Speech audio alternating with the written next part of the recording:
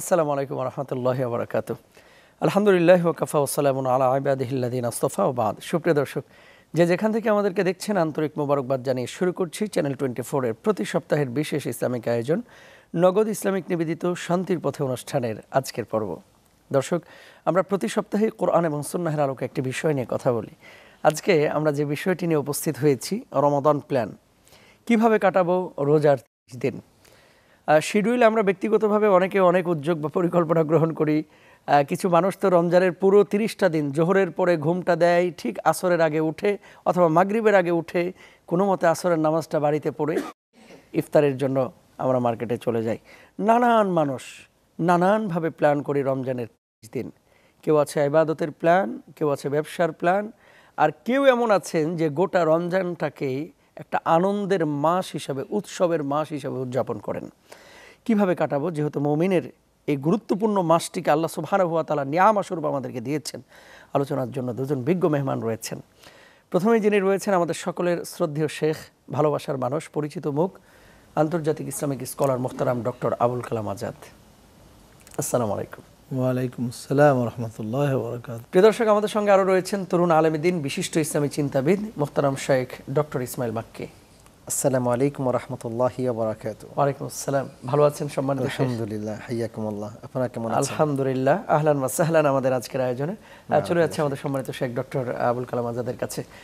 শেখ, রমজান মাস গুরুত্বপূর্ণ একটি মাস এবং এই মাসটি আমাদের জন্য আল্লাহ সুবহানাহু ওয়া তাআলা বিশেষভাবে মর্যাদা দিয়েছেন।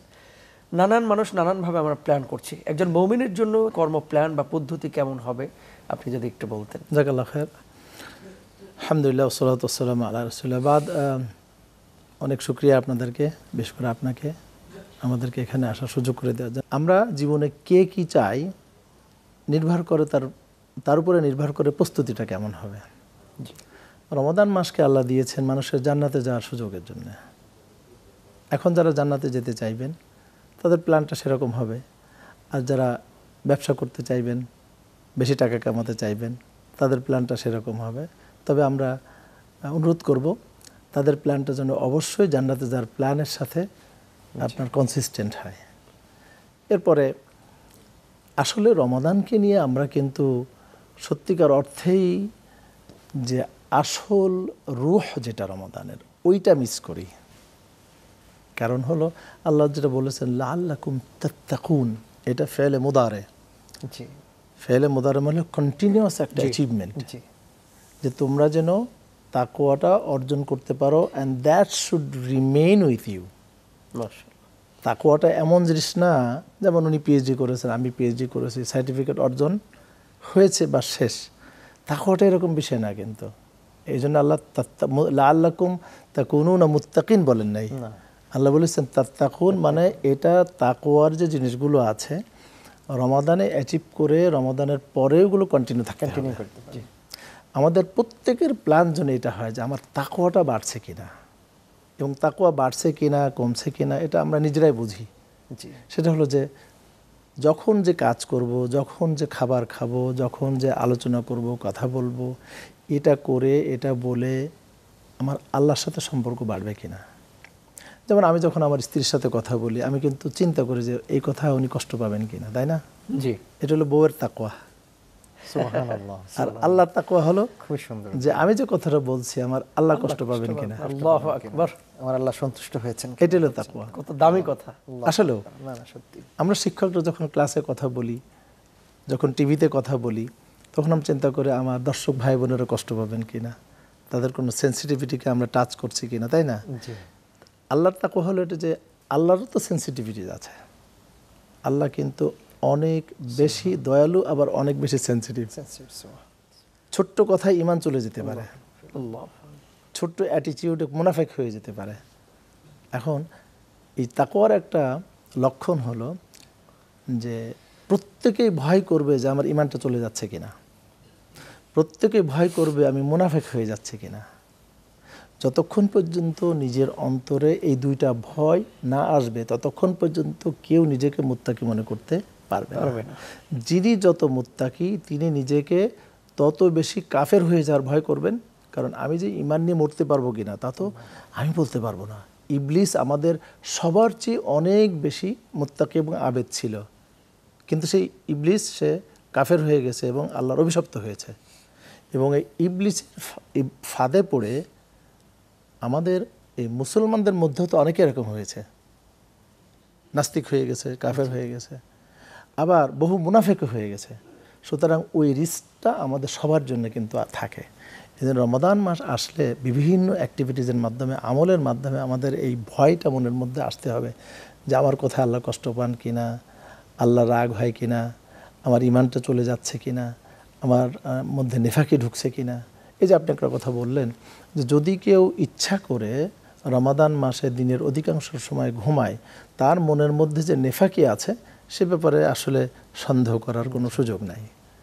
কারণ হলো যে রাতটা যেমন ইবাদতের জন্যে, দিনটাও কিন্তু ইবাদতের জন্য, সবগুলি আল্লাহর জন্য। সুতরাং দিনটাকে যদি কেউ ঘুমিয়ে কাটায় বা খেলা করে কাটায় বা অন্য কাজে কাটায়, সেখানে যে তাকওয়া বাড়ছে না তার একটা লক্ষণ সেখানে পাওয়া যায়। হায়াকাল্লাহ। সম্মানিত শেখ, যেহেতু সময় অল্প, দীর্ঘ বিষয়, আমরা আপনার কাছে এখন যে বিষয়টা জানতে চাচ্ছি, তারপর শেখের কাছে আসবো।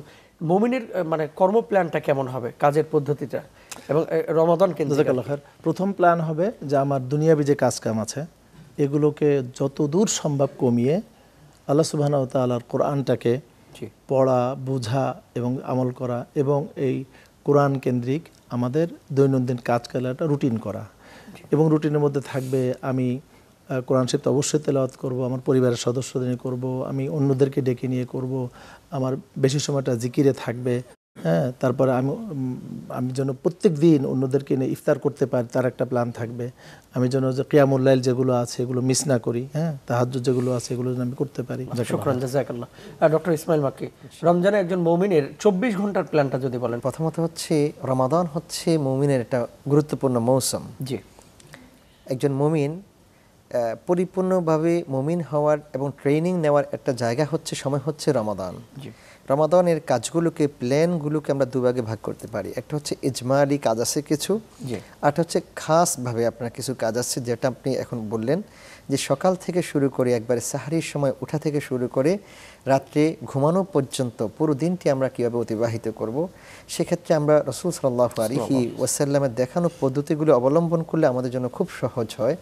যেমন অনেক সময় আছে আমি শুধুমাত্র সাহারি করার জন্য উঠছি, নিয়ত করে উঠছি সাহারি করব। এই সাহারি করতে ওঠার সঙ্গে সঙ্গে আমার অনেকগুলো কাজ আছে রাসূল সাল্লাল্লাহু আলাইহি ওয়াসাল্লাম করতেন। তিনি যখন ঘুম থেকে উঠতেন তিনি দোয়া পড়তেন, লা ইলাহা ইল্লাল্লাহ ওয়াহদাহু লা শারীকা লাহু লাহুল মুলকু ওয়া লাহুল হামদ ওয়া হুয়া আলা কুল্লি শাইইন কাদির সুবহানাল্লাহ ওয়ালহামদুলিল্লাহ ওয়া লা ইলাহা ইল্লাল্লাহু আল্লাহু আকবার বলে আল্লাহুম্মা গফিরলি ওয়ারহামনি, এই দোয়াটা পড়তেন। হাদিসে এসেছে যে ব্যক্তি এই কাজটি করবে তারপর সে যা দোয়া করবে রব্বে কারীম তার সকল দোয়াগুলোকে পরিপূর্ণ করবে। সুবহানাল্লাহ।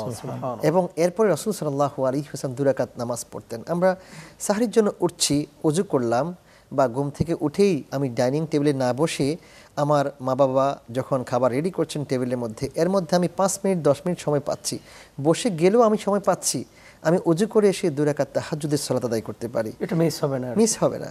আপনার এই যে 30 দিনের একটা ইসমাইল, মানে আমাদের কেউ মনে করেন তাহাজ্জুদ পড়তে গেলে 8 রাকাতই পড়তে হবে, ব্যাপারটা তো তা না। না না, এটা আর কি। জি জি, জাযাকাল্লাহ খাইর। এটা হ্যাঁ, আমাদের দেশে অনেকে মনে করেন যে 4 রাকাত পড়তে হবে, 8 রাকাত পড়তে হবে, এটা নির্ধারিত মনে করে নিচ্ছেন। আপনার জন্য যতটুকু সম্ভব আপনি করে আল্লাহর কাছে হাত তুলে দোয়া করুন, রব্বে কারীম আপনার দোয়াগুলোকে কবুল করবেন। এবং আপনার সম্মানিত শেখ, আপনাকে একটু থামাতে হচ্ছে, বিরতির সময় হয়েছে। বিরতির পরে আবার আপনার কাছে ফিরছি এবং শেখের কাছে ফিরবেন ইনশাআল্লাহ তাআলা। প্রিয় দর্শক, আপনারা দেখছেন আপনাদের প্রিয় অনুষ্ঠান, চমৎকার আলোচনা চলছে রমাদান প্ল্যান নিয়ে। আপনারা দেখছেন নগদ ইসলামিকের সৌজন্যে শান্তির পথে। ছোট্ট বিরতির পর আবার ফিরছি ইনশাআল্লাহ।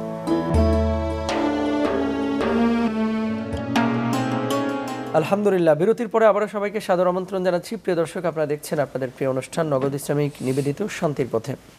আমরা ডক্টর আবুল কালাম আজাদ স্যারের কাছে আবারও আসবো ইনশাআল্লাহ। ডক্টর ইসমাইল মাক্কি সাহেব তাহাজ্জুদের কথা বলেছেন বিরতির আগে, সংক্ষেপে যদি বলেন বাকি আমরা কি কি কাজ করব এরপরে। জি, তাহাজ্জুদ পড়লাম, তাহাজ্জুদ পড়ে আমি সাহারি করতে শুরু করলাম। অনেক সময় আমরা বলি যে সাহারি করব কি জন্য, রমাদানে সিয়াম পালন করব এই জন্য। যদি আমি এর সঙ্গে একটু নিয়ত বাড়িয়ে নেই, এটা সুন্নাহ। আল্লাহ রাসূল বলেছেন তাসাহহারু ফা ইন্না ফিস সাহুরি বারাকা। তো তুমি সাহারি করো, এর মধ্যে বারাকা রয়েছে। যদি আমি এই নিয়ত করে সাহারি গ্রহণ করি, আমি এক গ্লাস পানি খেলে, আমি একটা খেজুর খেলে, সামান্য একটু খেলে আমার সাহারি হয়ে যাচ্ছে, বারাকা পাচ্ছি এবং একটি শূন্য আমার জন্য আদায় হয়ে যাচ্ছে। তাহলে প্রত্যেকটা কাজ শুধুমাত্র আমার নিয়ত এবং আমার প্ল্যানের মাধ্যমে কিন্তু এটি অনেক গুণ বেড়ে যাচ্ছে। ফজরের সালাতের সময় হলো, ফজরের সালাতের সময় অনেক সময় দেখা যায় যারা সিয়াম পালন করছেন তারা মনে করেন মসজিদে গিয়ে নামাজ পড়বো, 15-20 মিনিট অপেক্ষা করতে হয় না, যেহেতু সিয়াম পালন করব আমি, আমার 9টা বাজে অফিস আছে, একটু তাড়াতাড়ি ঘুমিয়ে পড়ি, ঘরের মধ্যে নামাজটা পড়ে তাহলে আমি 20 মিনিট আধা ঘন্টা সময় হাতে পাবো। না ভাই, এটা করা যাবে না। সিয়াম পালন করা যেমন ফরজ, তেমনিভাবে আপনার জন্য সালাত আদায় করা ফরজ, এবং সেটি পরিপূর্ণভাবে আপনি মসজিদের মধ্যে গিয়ে আদায় করার মাধ্যমে আপনি 27 গুণ সওয়াব বেশি পাচ্ছেন। সুবহানাল্লাহ। এই যে আপনার মসজিদে যাওয়া আসার সঙ্গে যে সম্পর্ক হলো, সেটি আপনি রাসূল সাল্লাল্লাহু আলাইহি ওয়াসাল্লাম সেই হাদিসের অন্তর্ভুক্ত হয়ে যাচ্ছেন।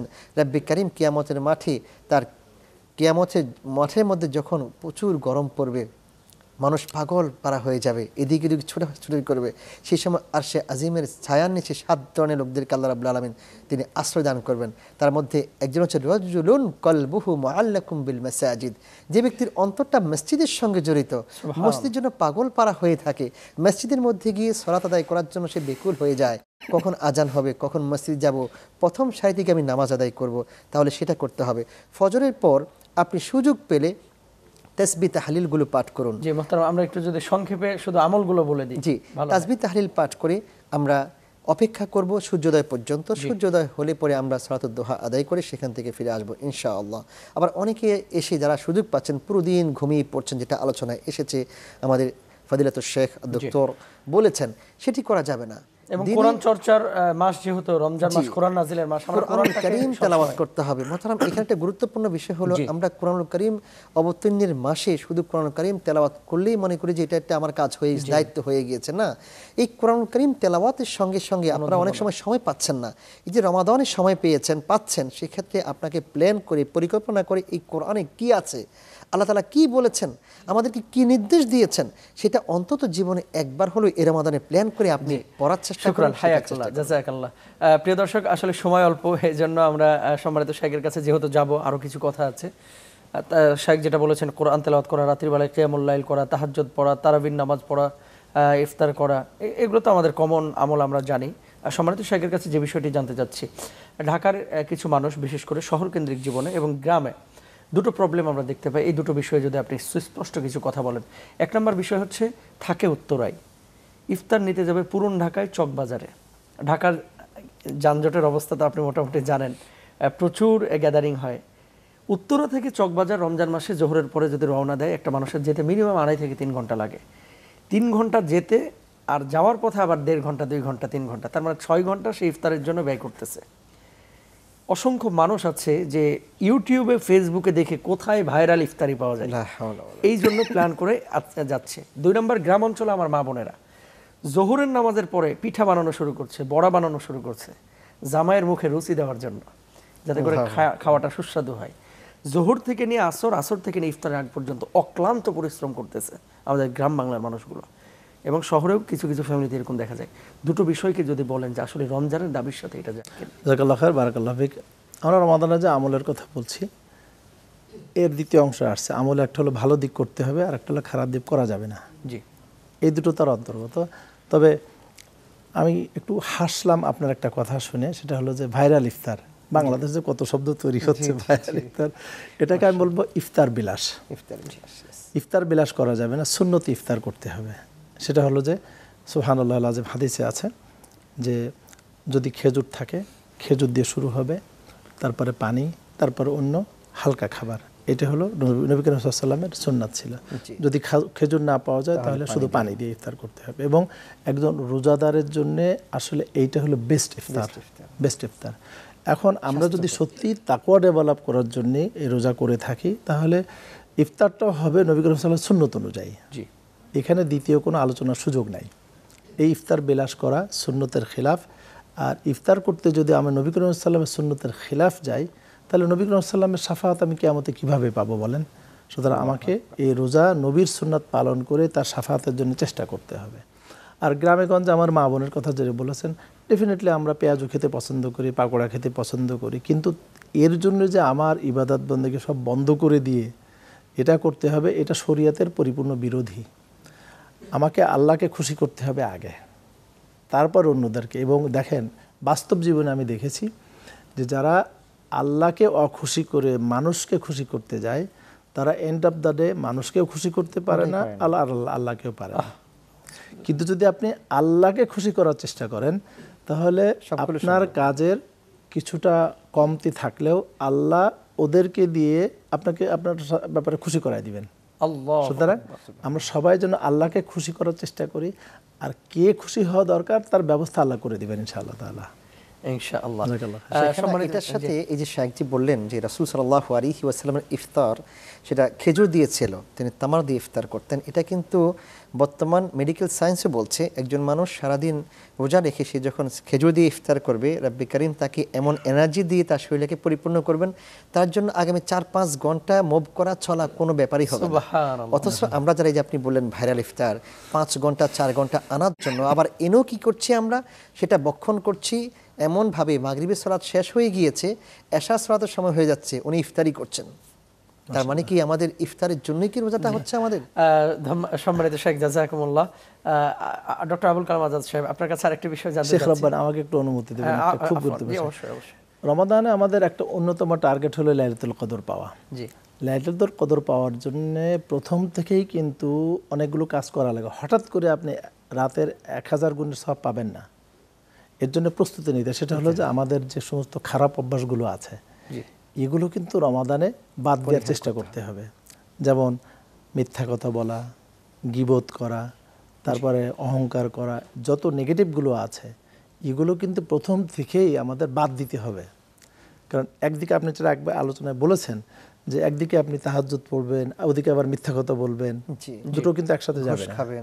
সুতরাং আমাদেরকে রমাদানে এই বেস্ট আউটকাম পেতে গেলে খারাপ অভ্যাস, গুনার কাজ যেগুলো আছে এগুলো অবশ্যই স্টপ করে খাঁটি তওবা করতে হবে। ধন্যবাদ। সম্মানিত সঙ্গে আরেকটি বিষয়, সেটা হচ্ছে সমন্বিত ইফতারের আয়োজন। বাংলাদেশে এটা অনেক সময় উৎসবের রূপ দেওয়া হয় এবং অনেকেই ইবাদতের জন্যই করেন। ম্যাক্সিমাম ঢাকার মসজিদগুলোতে ইফতারের আয়োজন করা হয়। আমি যে বিষয়টা বলতে চাচ্ছি, বাংলাদেশের মানুষের একটা বিষয় আছে যে মসজিদে মাদ্রাসায় ইফতার করাইলে, লিল্লা বোর্ডিংয়ে, এতিমখানায় দিলেই সওয়াব পাওয়া যায়। বিশ্ববিদ্যালয়ের ক্যান্টিনগুলোতে অনেক সময় ভালো ইফতারি পাওয়া যায় না। ঢাকা বিশ্ববিদ্যালয় বলেন, ইডেন কলেজের বলেন, জগন্নাথ বিশ্ববিদ্যালয়ের ক্যান্টিনগুলোতে হাজার হাজার স্টুডেন্ট এখানে রোজা করছে, কিন্তু সেখানে কেউ একবেলা ইফতার দেয় না, মনে করে যে ওখানে দিলে। একটা চমৎকার বিষয় আপনি দিয়েছেন। যদি এই বিষয়টা, হ্যাঁ, আসলে দেখেন হাদিসে আসছে রোজাদারকে ইফতার করাতে হবে, সেটা মিলিয়নিয়ার হলেও। অর্থাৎ মিলিয়নিয়ারকেও যদি আপনি হাদিস অনুযায়ী ইফতার করান, একই সওয়াব হবে যেরকম সওয়াব হবে একজন এতিমকে ইফতার করালে। অন্তপক্ষে ইফতার করানোর সওয়াবটা same as long as they are সাইমিন। এই জন্য আসলে ইফতারের এই কালচারাল জিনিসটা ডেভেলপ করা দরকার। অনেক সময় আপনি গরিব মানুষ, আপনি ইফতার করেন, ভাই গরিব মানুষ না, আমি আপনাকে ইফতার করাবো, আপনি আমাকে ইফতার করাবো, দুইজনই সওয়াব পাচ্ছি। এই যে আপনি কথা বলেন, আমি ঢাকা বিশ্ববিদ্যালয়ের ছাত্র ছিলাম, এই বেদনা আমার আছে।